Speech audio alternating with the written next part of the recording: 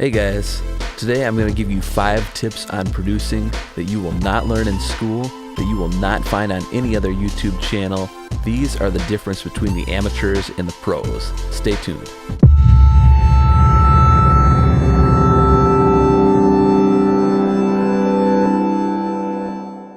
Hey guys, Aaron Geezy here bringing you the Geeztown perspective.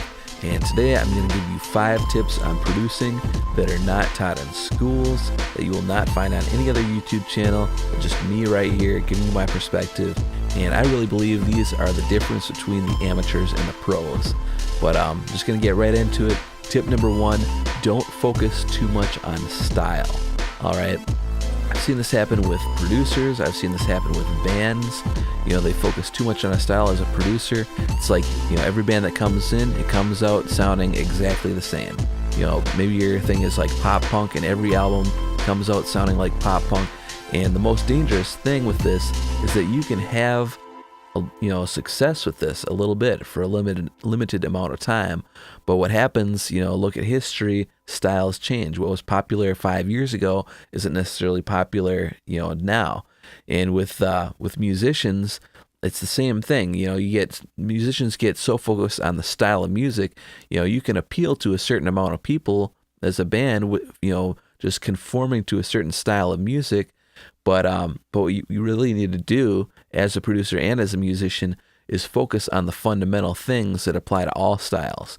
Focus on connecting with people emotionally. Focus on, great songs, great musicianship, great performances, those kinds of things. And when you focus on those things, you appeal to more people than just, like if you're a rock band, you start to appeal not to just people that like rock music, but people that like other different kinds of music too. I mean, you could take, maybe you're not a big country fan, all right, but if you got a chance to see Garth Brooks, I guarantee you would enjoy that show just because he's such a great musician and songwriter, and he's so great at what he does that even if you're not a country fan, you'd still be entertained and you'd still have a great time. All right, I mean, it's about the fundamentals. It's about, learning the big picture things, doing that as a producer and as a musician. That's what you need to be doing. All right, tip number 2, while I'm talking about style, as a producer, listen to as many different styles as you can. Absorb as much as you can, as much just crazy out there stuff that no one listens to, that no one knows about, and all the mainstream stuff that everyone does know about too. Be familiar with everything, because here's what you want to do to not get in the trap of focusing too much on style. And instead, here's what you should do is help people find their own style. Help them to be themselves. And, listen to talk to them, figure out what their influences are, see them live, kind of figure out, where they fit. And maybe there's something that you've heard that they've never heard of, but like this would go really well with what they're doing. Or, and you can contribute ideas like that and help them to build, slowly build up their own unique style that's original and unique to them. And then, when that comes out, I mean, if we're really honest, here's how style happens. Some artist that's really great does something unique and original and everyone else wants to copy it. Well, you don't have that happen by copying the style. You have that happen by being original. So that's what you want to do. Listen to a lot of styles. Have a lot of, that stuff just in the back of your mind that you can draw from when something jumps out at you, inspires you, gives you an idea. And that's what you want to be doing. All right. Tip number 3, know your role. All right. Again, when you're working with an artist, meet with them, talk to them, figure out the goals, figure out where they're coming from, figure out what they expect of you and what your role is. If they're, say they're a rock band and they've already got everything figured out, they've got their songs, they just want you to record it, make it sound good, they just want someone that knows what they're doing basically to work with them. All right. That's a situation where maybe you want to step back and not be so hands-on and kind of just let them do their thing, but make, do what they want. On the other hand, you may have a singer-songwriter come in that wants to have a fully produced album, and there's a lot of gaps that need to be filled in because they're one person and they don't play all those instruments, and, they need someone else to help fill in those gaps, and you need to be a little bit more hands-on.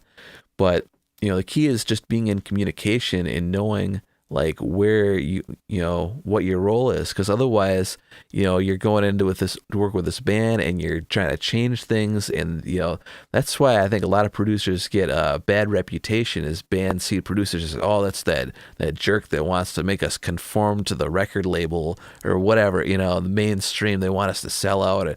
There's all this like bad reputation of producers, and I think that's why it is because producers don't know their role and what they're really supposed to be doing. And I don't know, there are other factors to that too, but anyway, know your role. All right, tip number 4, get the big picture. Know what you're trying to accomplish.